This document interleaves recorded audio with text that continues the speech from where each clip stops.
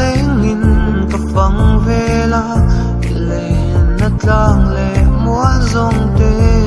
amoy ngei kei ka ta ni himla si arming thang chung moi iangin isak mel moi alo enga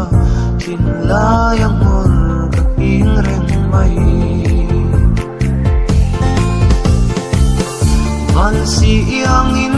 no lo mahla e ka ching me tum tu nui moi te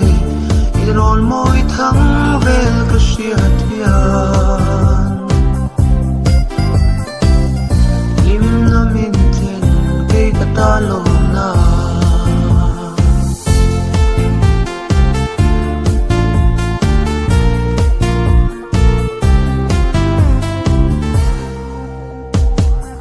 so kan wang nge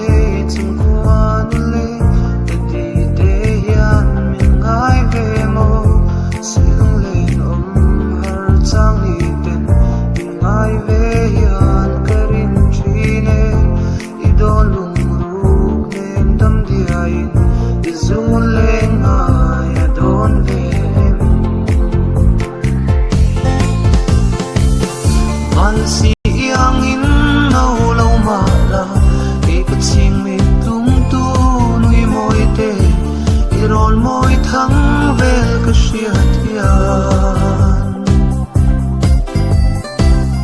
lim na min ten ke ka ta lo na